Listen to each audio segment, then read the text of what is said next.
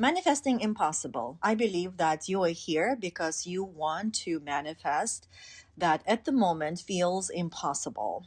And that's a good feeling. So you are in the right place because you are designed and equipped to manifest what feels impossible, what right now you cannot see with your eyes open in your physical reality. But if you close your eyes and channel your imagination, you can actually feel it, sense it, experience it, smell it, taste it, and create that embodied sense that it already exists. And yes, it already exists because you can observe it in your mind, you can embody it in your body, and that already exists as a potential reality in the quantum field.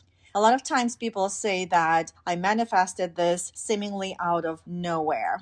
Yes, it's a good expression, but we're not really manifesting seemingly out of nowhere. We are manifesting in space. We are manifesting from energy. And the quantum field is filled with potential alternate realities that already exist in the quantum field. They're potential energies that already exist. They're there. And you are also a part of the quantum field, and you are potential because you're energy, and energy is potential.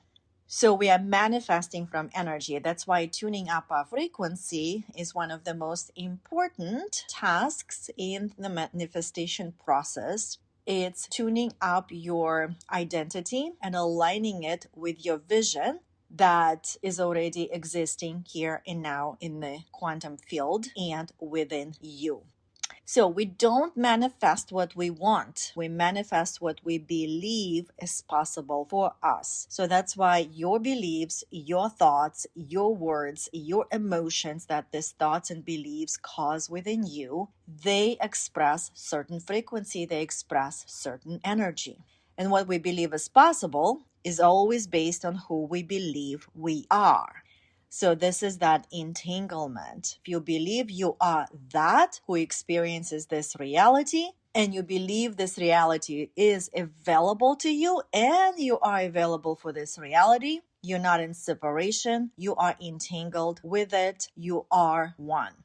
Most people are scanning their 3D reality and using it as feedback. They look at what's happening now and assume that's what's available to them. But your 3D reality is not feedback. It's old reality playing catch up. It's your old identity is being reflected in your 3D circumstances. When you begin to manifest this seemingly impossible, things that feel illogical, unrealistic, or out of nowhere, you start trusting the unseen instead of fearing it. You're stepping into your role of co-creator and learning to access faith within you to believe the unseen. And that's where real manifestation begins. You are in co-creation. The unknown isn't something to be afraid of. It's where infinite potential exists. When you stop letting the past define what's possible, when you stop letting society's rules decide what you're allowed to have, you remember something essential. You are infinite potential. And everything becomes available to you. You're waking up to who you truly are, which you are infinite potential. As I already said, we don't manifest what we want, we manifest what we believe is possible and what we believe who we are. This is why I always talk about shifting from desire to decision. Desire implies separation because essentially we're still in our subconscious telling ourselves that it's not here yet. And decision collapses it. So let me just give you an example that just recently happened. We went to this dinner theater at night. It happens at 7 p.m. And we were kind of coming there pretty close, which means all the parking lots basically would be taken, especially the good ones. And when I was driving, I decided that there is a spot for me that it's easy to get to because it was also cold. It's January and I didn't want to come out of the theater and walk far away to the car. So I decided as I was pulling in that there is a spot for me that is very close to the door and it's easy to access and it's just there. It's just waiting for me. And Yeah, that's exactly what happened. I pulled onto the parking lot and I saw the spot right there, pretty much in front of the door. That took like 30 seconds to get to the entrance and not getting cold. It was available. And I wasn't begging for it. I wasn't hoping. I wasn't checking the evidence. I was deciding this is it. This is what I'm available for, and it already exists. Because you don't manifest the spot by wanting it, you manifest by assuming its availability. And the law of assumption is one of the most powerful laws in manifestation, which I'm not talking about it here. All right, I'm sure you've experienced something very similar. Okay, so when you shift desire from the desire to decision, when you decide something is available, you don't need to fully believe it yet. You just need to choose the focus. You just need to choose the orientation. You begin by saying, this already exists. This is possible for me. And I invite you to even just pause here, close your eyes, and then out loud declare to the universe, command to the universe what you want to experience. Like, this already exists. And just notice the frequency of this statement in your body. Like, when I say that, I feel the deeper knowing. I start to believe it because I start to embody it. I start to resonate it. So I start to believe that this is possible for me, right? If I just say, well, I hope a good spot is waiting for me. Do you notice the frequency here? And when I said, nope, there is a good and easy spot is already waiting for me. I decided so. I believe. So if I can observe it in the mind, it already exists as a potential reality. And when doubt shows up, you don't fight it. You simply remind yourself, this already exists. I choose not to doubt. I choose to lead my mind and my thoughts rather than my thoughts and my mind leading me, my higher consciousness, right?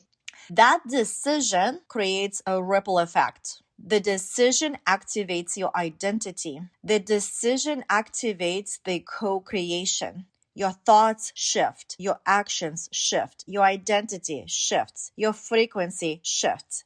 And I invite you just to try to do it for a day or two and just really commit to the decision and building this belief as it's already done in the frequency that's already done. And just notice what happens. Notice that ripple effect that starts to happen. And of course, the 3D, we just have no choice but reorganize itself to meet your frequency. Because when your identity shifts, reality follows. Because everything manifests through you. You are the channel. Just another example, because I do work a lot with relationships. The moment someone stops chasing love and decides, I am someone who is met, chosen, and desired. Done deal. The dynamic changes. They don't do more. They don't try harder. They become different. They act different. They think different. They expect different. They assume different.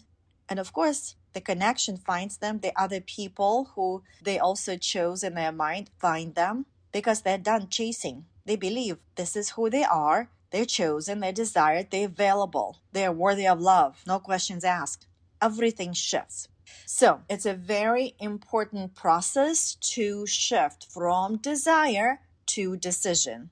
And another point here is that why do we get stuck in the desire frequency? Well, because it does feel good, right? You're excited, everything is fine, and you're desiring, and it's kind of nice.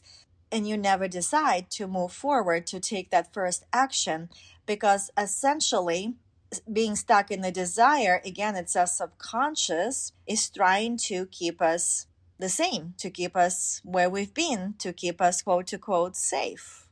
So that's why it's nice to talk about it and share with others and tell to others, and this is what you're desiring, and yeah, nice. But it's going to stay in the desire frequency. It's going to stay on your vision board unless you shift desire to decision. And that decision creates this intentional embodiment. Now I am one. I'm not just desiring. I chose it. It is mine. I believe it's mine. I believe I'm available for it. I decided. And just notice the ripple effect that it would create in how you show up and how you think and how you feel, and then what you attract in your 3D reality. So just one more example. Most people believe money must come from one specific source on a specific timeline in a specific amount. But when someone decides, money moves toward me in unexpected ways. And again, just repeat after me. Close your eyes. Feel this statement. Money moves toward me in unexpected ways. They'll receive a refund, a bonus, an invitation, a sale, someone pays for them, an unexpected gift from the place they never could ever predicted. And tell me if you've experienced that. Because manifestation does not follow logic. It follows identity. Manifestation does not work in linear times. Manifestation is bringing that what we don't see, which right now feels impossible, to the scene. And that's why it's called manifestation. They should be that moment of impossible there. Otherwise, it's just predictable. And if it's predictable, you're simply recreating your 3D reality. You've already seen it, you've already heard it, you've already done it. And even though you have a desire, but that desire has never gotten shifted to decision, has never gotten embodied with that intentionality. And also, again, that desire keeps you separate from what is possible for you, because desire essentially you're just telling yourself day and night, well, it's not here yet, it's not here yet, it's not here yet, I'm still desiring. But when we decide and we start creating inspired actions, that's when we become one. We become embodied with a vision. We're already living a vision. We're not just hoping for the outcomes or desiring the outcomes. We are actually living in the vision. We're living in the experience of it. And that's the power. And then, yes, 3D would have no choice but reorganize itself to meet you and your frequency.